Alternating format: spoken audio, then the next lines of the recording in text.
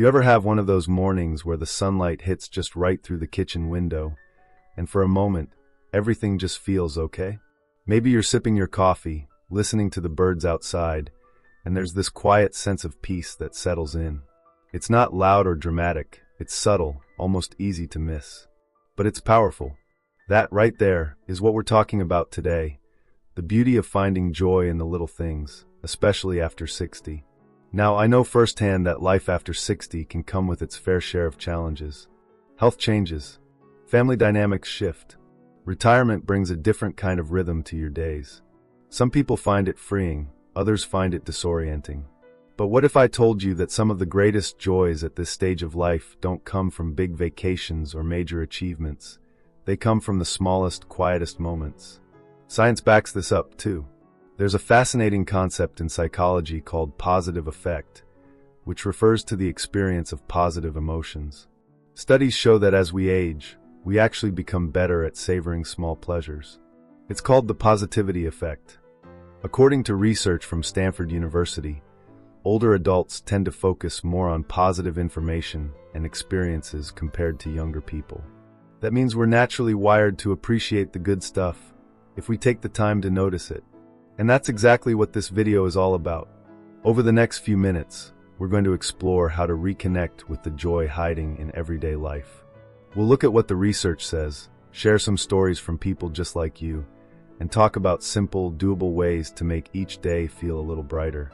You might be surprised just how much happiness is already within arm's reach. Before we keep going, I'd love your help with something. If you're enjoying this video so far, comment Y below. If not, comment N. It helps me know what's working and what to improve. And don't forget to hit subscribe if you haven't yet. Now let's dive deeper. Let me tell you about my neighbor, Helen. She's 74, lives alone, and doesn't drive anymore. A few years ago, she told me she was feeling kind of stuck. Her kids were busy, her friends were moving or passing on, and her days were starting to blend together. But one morning, something changed. She decided to start sitting on her porch every day around the same time, just for 15 minutes. No phone, no distractions. Just her, the fresh air, and whatever was happening outside. And you know what? That tiny habit changed everything for her. She started noticing the regular joggers on her street, the neighbor's dog with its floppy ears, the way the leaves changed colors. And that porch time became her little ritual of joy. She told me once, "I used to think I needed something big to feel alive again. Turns out I just needed to sit still and pay attention." That story sticks with me, because it's a perfect reminder that we don't have to chase joy. It's already here. We just have to make space for it. There's actually a scientific term for this kind of practice, savoring. It's the act of noticing and fully appreciating positive experiences, no matter how small. Psychologist Fred Bryant, who's done decades of research on this, says that people who savor more tend to have higher levels of happiness and lower levels of depression. And here's the kicker, it's a skill. That means you can get better at it with practice. So how do you start savoring more? Try this. Pick one ordinary thing you do every day, like brushing your teeth, making tea, watering your plants. And next time you do it, pause. Feel it. Really notice the smell, the sounds, the way your hands move. It might feel silly at first, but you'll be surprised how grounding it is. It's like training your brain to slow down and tune in. Another great way to find joy in the little things? Gratitude. I know it's become a bit of a buzzword, but it works. Neuroscientific studies, including one from the University of California, found that regularly practicing gratitude actually changes the brain. It boosts serotonin and dopamine, your body's natural feel-good chemicals. Even writing down just 3 small things you're grateful for each day can make a difference. Try it. It doesn't have to be big. I'm grateful for my warm slippers, for the way my cat curls up next to me, for how my coffee tastes extra smooth today. You see where I'm going with this? The magic isn't in doing more. It's in noticing more. I'll leave you with one more thought before we continue. Finding joy in the little things isn't about ignoring the hard stuff. It's about balancing the scales. It's about giving equal weight to the good that often goes unnoticed. Because when you start to do that, something shifts. Life starts to feel a little fuller, a little more meaningful. In the next part, we're going to talk about the deeper connection between your mental and physical health, and how tuning into joy can actually improve your well-being in very real, measurable ways. We'll also look at how you can build a lifestyle that supports this kind of daily appreciation, even if you're dealing with mobility issues, stress, or health concerns. Stick with me. This next part might just change the way you see your everyday routine. Before we begin, I want to make one thing clear. This video is for informational purposes only and is based on publicly available research. Everyone's health is different, so always consult your doctor or a qualified healthcare provider before making any changes to your lifestyle, diet, or exercise routine. Scientific knowledge is always evolving, and what works for one person may not work for another. Now let's keep going, because this next part is where things get really interesting. We often think of joy as something that exists purely in the mind. But the truth is, there's a powerful connection between your emotional well-being and your physical health. You've probably heard the phrase mind-body connection thrown around, but science has shown it's not just a feel-good saying, it's real. For example, a study published in the journal Psychosomatic Medicine found that people who experience more frequent positive emotions, like gratitude, contentment, or even amusement, have lower levels of inflammation in their bodies. That's significant because chronic inflammation has been linked to a whole host of age-related conditions, from arthritis to heart disease. So when we talk about finding joy in the little things, we're not just talking about feeling good in the moment. We're talking about creating ripple effects throughout your body, helping your heart, your immune system, even your sleep. Let me tell you about a man named Frank. He's 68 and recently retired from his job as an accountant. At first, he didn't know what to do with himself. No more 9 to 5, no more deadlines, no more client meetings. It all felt a bit empty. He said to me once, "I thought I'd be happy to have all this free time, but I didn't realize how much purpose my work gave me." So Frank started walking. Not for exercise, really, though that was a bonus, but just to get out of the house. He'd walk through his neighborhood and eventually started noticing little things. A squirrel darting across a fence. A rose bush that bloomed a little brighter each week. The friendly wave from the crossing guard near the school. And slowly, those walks became more than just a way to kill time. They became his anchor. Frank's blood pressure went down. He started sleeping better. And his mood, it lifted. Not because anything huge had changed, but because he made space to notice life again.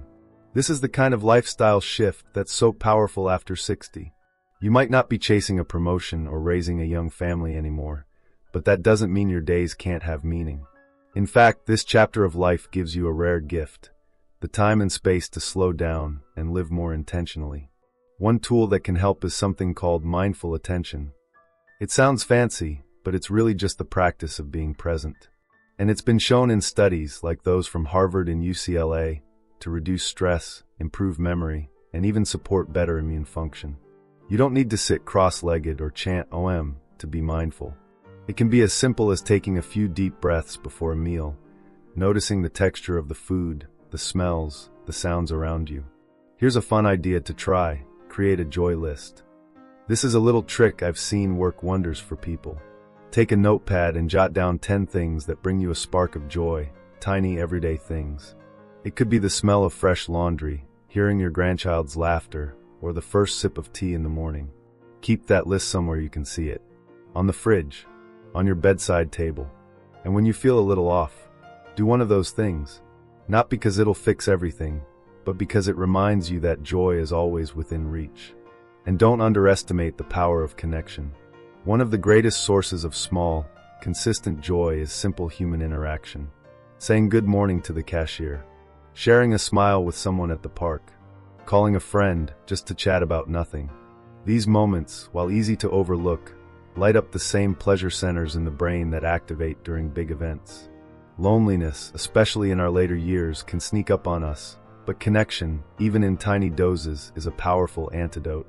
I met a woman at a community gardening event not long ago. Her name's Louise. She's 71 and she told me, "Every Saturday morning, I come here, even if I don't have the energy to dig. I come to talk, to be around the sound of laughter and dirty hands and tomato plants. That's my joy." Beautiful, isn't it? Joy doesn't need to be complicated. It's often found in dirt under your nails, in a shared cup of coffee, in the sound of your favorite song playing while you tidy up the house. Now, if you're watching this and thinking, but my life isn't that peaceful, I'm dealing with pain or grief or stress, I see you. This isn't about pretending those things don't exist. It's about finding slivers of light even during dark times. There's a form of therapy called behavioral activation, used in treating depression, where people are encouraged to engage in simple, rewarding activities, even when they don't feel like it. Why? Because action often precedes emotion. Sometimes doing the thing brings the feeling, not the other way around. So maybe you don't feel joyful right now, and that's okay. But start with something small. Listen to the birds. Stand in the sunlight for 5 minutes. Write a letter, even if you don't send it. These tiny acts send a message to your brain. I'm still here, and there is still beauty to be found. In the next part, we're going to talk about how to overcome the challenges that often get in the way of joy, like mobility issues, loneliness, and negative thinking. And I'll share some powerful mindset shifts that have helped others reclaim their sense of purpose, even in difficult times. Stick with me. You've got more power than you think, and we're just getting started. Now, I know what you might be thinking. All of this sounds wonderful, but it's not that easy. And you're right. Some days, finding joy feels like trying to see stars through a cloudy sky. There are aches that weren't there before. Friends move away, or worse, pass away. Mobility changes, energy dips, and sometimes the world just feels quieter. So let's talk about that. Let's talk about what happens when joy doesn't come so naturally, and what you can do to invite it back in. First, let's get real about pain, whether it's physical or emotional. Chronic pain is one of the biggest barriers to enjoying everyday life after 60. It wears you down. It makes simple things like taking a walk or cooking a meal feel like monumental tasks. And over time, it can sap your motivation to do anything, let alone seek out joy. But here's the thing. You can still create moments of pleasure and meaning, even when pain is present. It starts by shifting the question from, how do I get rid of this pain, to what can I still do that feels good despite the pain? There's a concept in psychology called pain acceptance. It doesn't mean giving up or resigning yourself to suffering.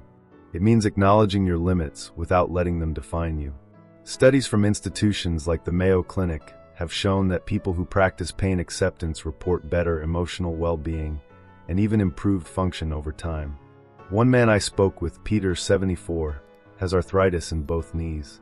He can't go hiking like he used to, but he discovered something surprising. He loves watercolor painting. I sit by the window, he told me, and I paint the trees. I can't climb them anymore, but I can still see their beauty. This kind of shift is powerful. It's not about replacing big joys with small ones. It's about rediscovering what joy can look like when life changes. Another major barrier is loneliness. And I don't just mean being alone. You can feel lonely in a room full of people if you don't feel seen or understood. Sadly, this is common as we age. Family gets busy. Friends move on. And if your social circle shrinks, it's easy to feel invisible. But let me tell you this, you are not invisible. You have stories, wisdom, humor, and heart that the world needs. Sometimes, all it takes is putting yourself back into spaces where connection can happen. Volunteering, taking a class, joining a walking group, even starting a virtual book club. And if that feels intimidating, start with just one person. Reconnect with someone you haven't spoken to in a while. Send a text, make a call, write a card. You'd be amazed how often people are just waiting for someone to reach out first. And then there's the inner critic, that voice that whispers, "It's too late," or "You're not who you used to be." Let me ask you something. Would you speak to a dear friend that way? Then why speak to yourself that way? Your worth doesn't decrease because your pace has slowed or your hair has changed. In fact, your value has grown with time. Neuroscientists have found that older adults often have a better ability to regulate emotions and see the bigger picture than younger people. That's a gift. That's wisdom. I once met a woman named Irene, 69 years old, who told me, "I spent most of my life putting myself last. But now I light candles at dinner, even when I'm eating alone. I buy fresh flowers. I talk kindly to myself like I'm someone I love." Isn't that beautiful?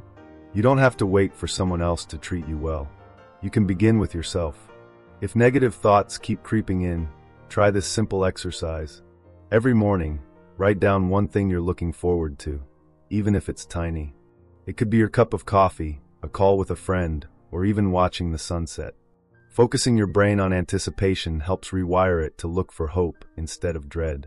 And over time, those hopeful moments start stringing together into a day that feels a little lighter. Another tip that works wonders? Move your body, gently and often. You don't need a gym or fancy equipment. Just stretch. Dance around the kitchen. Do light yoga. Movement releases endorphins, boosts mood, and helps reduce feelings of anxiety or depression. The goal isn't to be athletic. The goal is to feel alive. Now, I want to talk about something even deeper: purpose. Aging can sometimes feel like you're moving away from usefulness. But that's a lie. Purpose doesn't retire. It evolves. Your experiences, your resilience, your compassion, they matter more now than ever. Think about the young people in your life. Think about the community you've helped shape. Think about the laughter and love you've shared. That impact doesn't fade. If you're not sure what your purpose looks like now, start with curiosity. What makes you feel engaged? Who do you enjoy helping? What makes you lose track of time? Maybe it's mentoring. Maybe it's storytelling. Maybe it's learning a new skill just because you can. You are still becoming. You are still discovering. It's not too late to try something new, to start again, to open your heart wider than ever before. In our final part, we're going to bring it all together. We'll talk about simple takeaways you can start applying today, recap the heart of everything we've shared, and leave you with a final reminder of just how much joy this stage of life can hold. So stay with me, because joy isn't behind you, it's right here, and it's waiting for you to notice. If you've made it this far, thank you for sticking with me. I hope, in some way, this conversation has reminded you of just how much beauty still surrounds you, often in the places we forget to look. Let's take a moment to breathe together. Just inhale and exhale. You're here. You're alive. That, in itself, is a miracle. We've talked about a lot: the science of gratitude, the power of presence, the challenge of chronic pain and loneliness, and the importance of finding or redefining your sense of purpose. But here's the simplest truth of it all: joy isn't something that just happens to you. It's something you cultivate, moment by moment, like a garden. Some days, you'll find blooms everywhere. Other days, it'll feel like dry soil and weeds. But if you keep showing up, tending to the small things, the joy does return. It always does. So what can you do right now, not tomorrow, not next week, to find a spark of joy? Here are a few gentle suggestions that truly work. Step outside, even for 5 minutes. Feel the sun on your face or the breeze on your hands. Nature has an incredible ability to ground us in the present. A study published in Frontiers in Psychology showed that even brief exposure to natural settings reduces stress and improves mood. You don't need a forest, just a patch of sky or a potted plant will do. Call someone who makes you laugh. Not a text, a real voice. Laughter is one of the fastest ways to reconnect with life's sweetness. Did you know that laughing actually lowers blood pressure and boosts immunity? And it bonds us. Even if you don't feel like laughing at first, hearing someone you love can soften the hardest parts of the day. Take a photo of something that brings you delight: a flower, your pet, your dinner, even your own smile in the mirror. Start a little joy journal on your phone or a notebook. Not to impress anyone, just for you. This helps train your brain to notice beauty. And the more you notice, the more it grows. Most importantly, speak kindly to yourself. You've come so far. You've faced losses, changes, disappointments, and yet here you are. Still learning, still growing, still capable of joy. Give yourself credit. Aging doesn't mean fading. It means ripening. It means richness. I want to leave you with one last story. A dear friend of mine, Elaine, just turned 80. For her birthday, she didn't want a big party or presents. Instead, she asked everyone to come over and bring a story. Just one story of a little moment that made them smile recently. One person shared about watching their dog chase bubbles. Another talked about seeing their granddaughter ride a bike without training wheels. Someone else said they just sat with a cup of tea and let the warmth spread through their fingers, and for those 5 minutes, everything felt okay. And Elaine? She sat there, glowing.